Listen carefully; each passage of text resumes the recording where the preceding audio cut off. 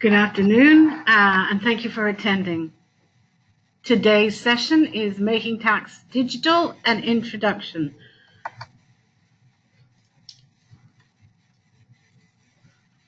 This is the agenda for today. What is Making Tax Digital? I'm sure you all know what it is, but I just want to go through and make sure that you understand the basics of Making Tax Digital. Who is affected by MTD? Not everybody is affected by MTD, but most of you will be.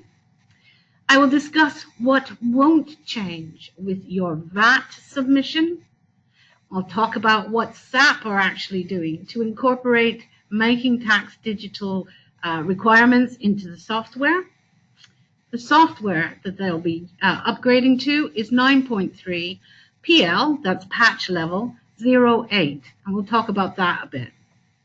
I want to discuss with you most of all what to do before the upgrade so that your data is clean and in the right format for you to start reporting your VAT.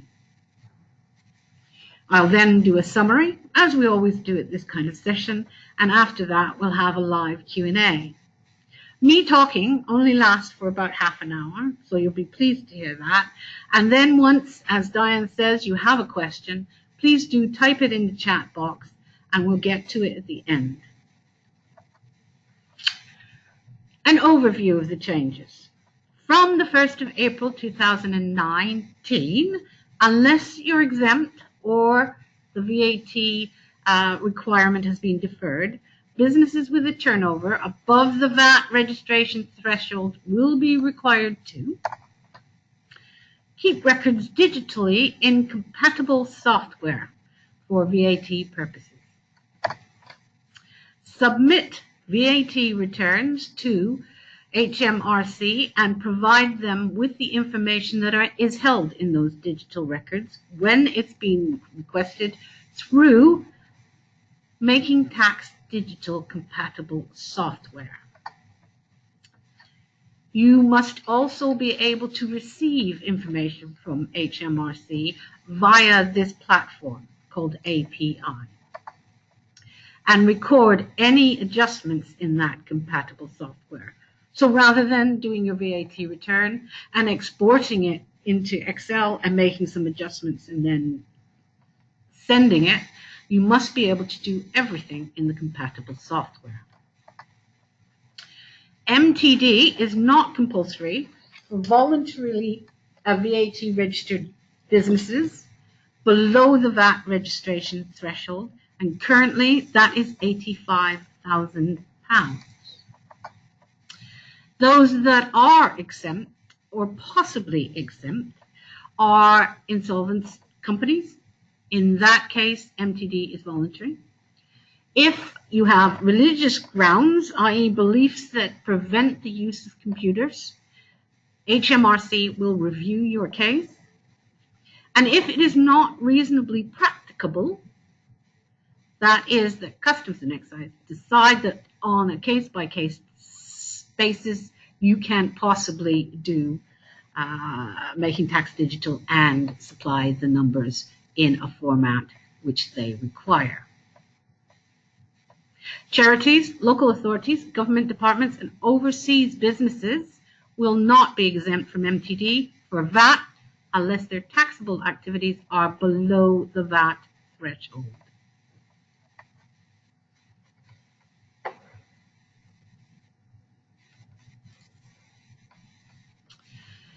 Now, there are such things as deferrals. On the 16th of October, that's 2018, HMRC announced that the implementation date for some companies is deferred to the 1st of October 2019. So if you fall within one of these groups, you need to speak to your accountant and HMRC. So trusts, not-for-profit organizations that are not set up as companies, public sector entities that are required to provide additional information on their VAT return, local authorities, public corporations, VAT divisions and VAT groups, overseas traders, businesses that make payments on account, and businesses using the annual accounting scheme.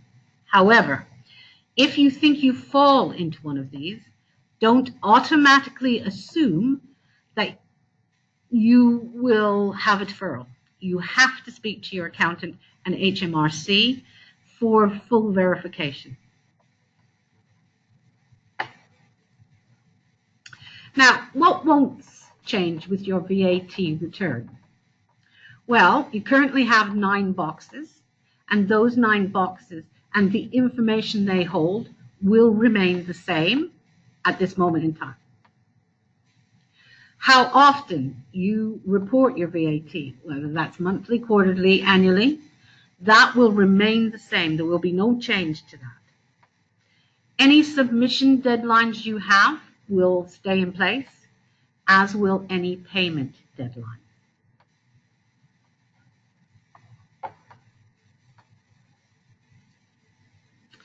So, what are SAP doing in regards to making tax digital? Well, many of our customers are now aware that an upgrade to 9.3 PL, that's patch level 08, will enable them to fulfill their digital submission requirements as they are already creating their VAT returns using SAP VAT functionality. Deep breath.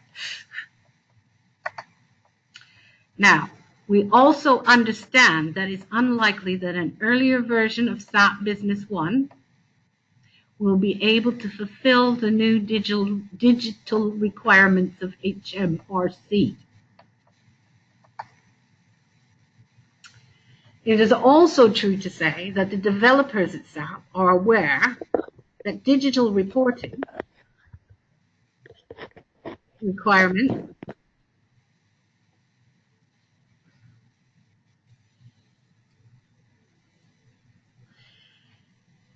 are becoming standard practice. And because of that, with many of you uploading things like your Interstat or your EC sales reports electronically using SAP, and because of that, the making tax digital part of the system has been developed with the idea that going forward it can be used in other ways.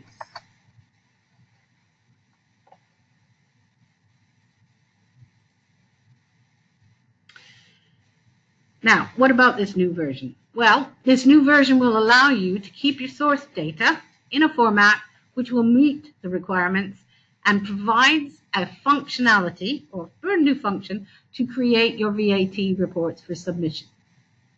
Now, basically, what the new version will do is it replaces your current VAT reporting function with a BAS, which is a business activity statement. It looks no different than your generated VAT report, but has greater functionality and has been developed with future MRC requirements in mind. It also contains the functionality to electronically upload the required reports and download any information from HMRC which is relevant to your account. I'm going to pause here for a moment and tell you that a copy of this presentation will be available for download from your customer forum. If you're not a member of the forum or you haven't registered yet, please do so at the website you'll find at the bottom of this slide. And there's lots of other information there. So you'll find lots of how-tos and how to deal with SAP generally, and lots of training things, videos, things like that. So do join. Again, if you have any questions, please feel free to email either myself or Diane after this presentation. Right, so I want to move on now to what to do in the system you have before you get upgraded to 9.3 PL08. You need to ensure that all your EU customers and suppliers have a VAT number, and that they have a VAT number against their account, and that VAT number is correct. Now, the system has a functionality in it so that if I was to put in BE in the VAT number field, the system knows that the rest of that needs to be 8 numbers long. Check the information and insert it where it's missing, because it is mandatory in PL08. As I've said, the information is always preceded by the country, and the system will check that the VAT code is correct. So, for instance, if you're adding one for Austria, it will always expect A, U, and then a letter followed by some numbers. To this point, SAP ignored any transactions which were for rest of the world business partners, whether that's incoming or inputs or outputs, and they would be using a 0-rated code, usually UK exempt, something like that. In 9.3 PLOA, there are specific VAT codes that need to be applied to your rest of the world business partners. They begin with an R. And they'll need to be applied to any of the rest of your world business partners. So it's a good idea now to create a list of these so that you have the information on hand when you need to update it after you've upgraded to PL08. Just before I move on, I've just realized there is slightly something missing from the slide that I've just told you about. And that is, in the new version, there is also a VAT code for out-of-scope transactions, both inputting and outputting. So you will be able to have a VAT code to apply to those things such as fuel scale charges, which aren't normally included on your VAT return. Extended tax reporting. Now, I'm hoping that many of you are doing this. We recommend that you switch on the extended tax reporting if you're not currently using this facility. Extended tax reporting, or the flag for it, can be found in administration, system initialization, company details, accounts. You tick the box to switch the function on. Now, you should do this initially, as with many other things in your test company, to find out what difference it will make to your VAT reporting. It will give you the ability to better report and reconcile your VAT. It allows you to create a journal from your VAT transactions, which is effectively reconciled. It's best to be switched on at the beginning of a VAT period, so all your transactions for a VAT period are captured. However, it's not mandatory. If you switch it on early, as in before you're upgraded, you should be able to ensure that your VAT is reconciled and up to date before you upgrade. One of the things which you do need to make sure is that your VAT is, I'm going to use the word clean for want of a better word, but you have to make sure that when you move to make tax digital, the numbers that you're reporting are the numbers you want to report. Now, uploading to MRC. So you will be able to do this directly from SAP once you've been upgraded. There's a specific function to create an electronic gateway to HMRC. But to do this, you need to have a government gateway account, and you will need to nominate a specific individual in your organization who will be responsible for uploading the data. They are also the people who will be responsible for receiving any messages that HMRC have provided, and that will be on a basis that you can set. So you might say, I only want to pick up all my messages from HMRC. I want to do it daily, just once a week, once a month. Let's not go any further than that. Now, to register, HMRC have actually provided a new website.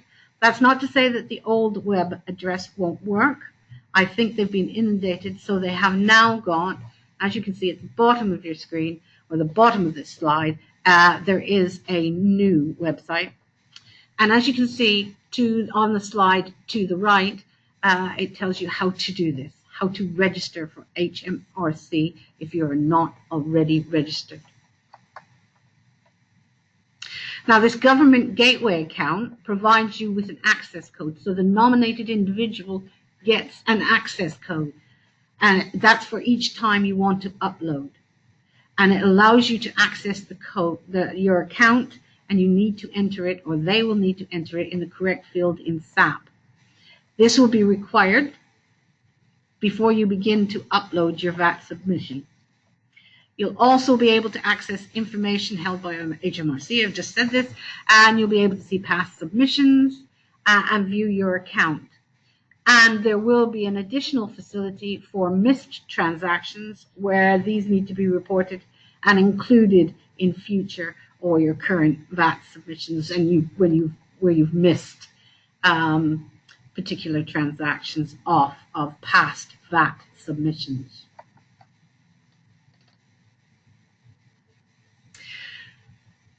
We here at Signum, we understand that making tax digital, it's a huge change for how you currently do your VAT returns. And it's important that you feel supported. I know that it says it there and it sounds like I'm reading it, but we do feel it's very important to us that you feel supported. So we are happy, Signum Solutions are happy to help with any questions or training you may require in regards to the implementation of this new VAT function. However, I have to say, we are not generally accountants. We're not acting as VAT advisors to any of our customers. So if you have specific questions about numbers, please contact your accountant or HMRC if you really want to know anything further. Right, that concludes my presentation bit of it. Thank you for listening. I'm going to say any questions. Below you'll also find some email addresses, which is mine, Diane's, and support. If you have questions about VAT, please do, in the first instance, email me and I will do my best for you.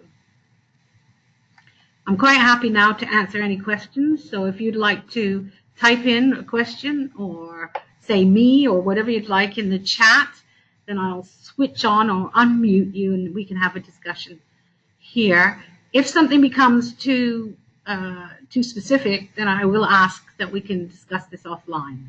So I throw the floor open to you nice audience members.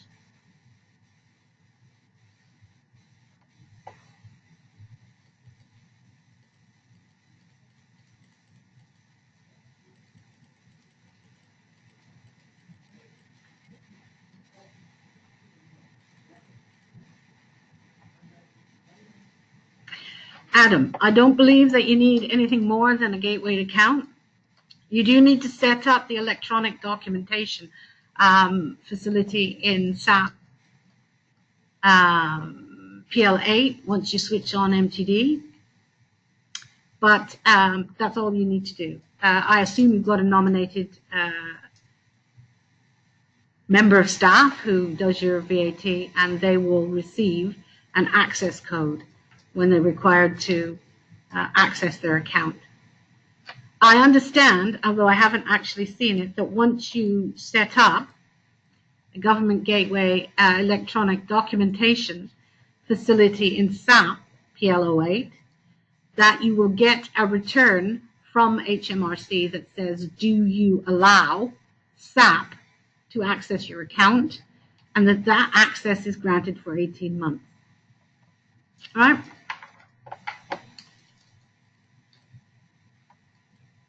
Whoa. Hello, all of you.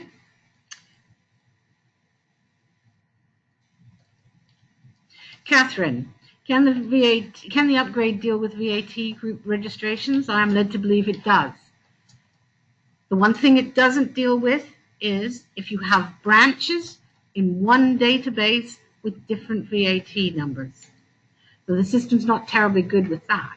But if you have a VAT group and they're all acting under one VAT number, then it is entirely possible to use MTD and SAP to create and submit your VAT submission.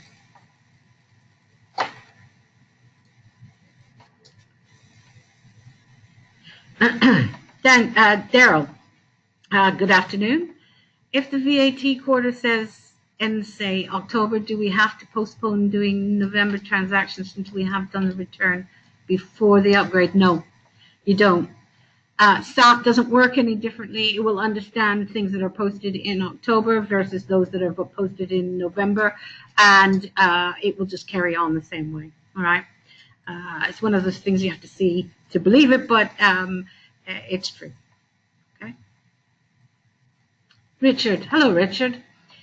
Can you give me more detail about the treatment of fuel scale charges? Yes, I can. I understand, and I haven't seen this working. I won't see it till the end of the month, but I understand that what you do is you put in a journal, and against that journal, you use your out-of-scope VAT transaction codes, and the system will do the correct thing with them, knowing that that's out of scope, that it doesn't attach itself to anything in particular. If you'd like more information about this, let me know specifically what you'd like to know, and I will do my best to answer your question.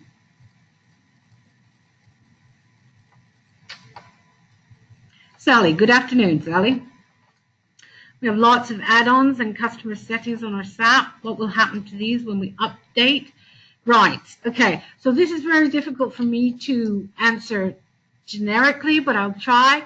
In the main, and you always get tripped up when you say stuff like this, but in the main, your add-ons should not be upset by an upgrade. However, and there's always however, isn't there? If we're talking about BOEM, that should be fine. If we're talking about something which has been written specifically for you, then the answer is you may have to look at upgrading your add-on at the same time. All right? So I am not conversant with the add-ons that you have there, but if they're generic, it's pretty much going to be all right.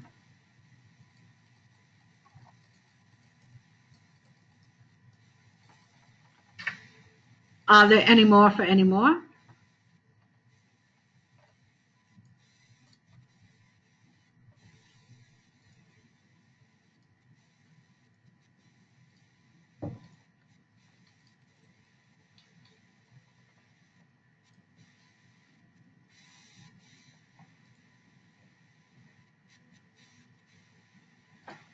How soon will you get the upgrade? Well, we have a whole department of people who are working on making sure that we get the upgrades which are required by our customers. You need to start by speaking to Lindsay, email him, say you want the upgrade, and he will feed that through to the department that's doing upgrades, and we'll talk to you about what the next bit of the process is.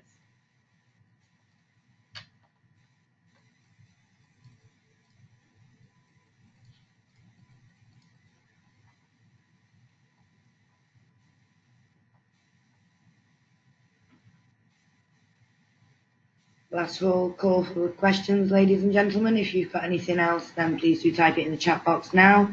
If not, then we will conclude the session. And if you have any particular questions, you will then need to contact us directly.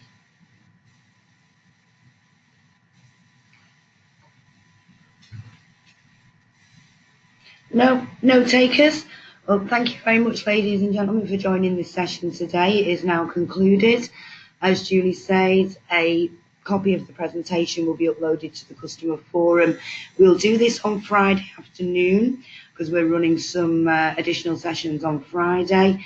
We will also collate all the questions and answers that we've been asked across the 4 sessions and put that into a document onto the forum for you also. Hopefully that will answer any other questions that you may think of once the session is over. Again, if there is anything that we haven't gone over or anything that you are unclear of, do not hesitate to contact either Julie, myself, or the fantastic guys on support. We are here to help and to aid you in this process, so please do get in touch, and thank you very much for your time today.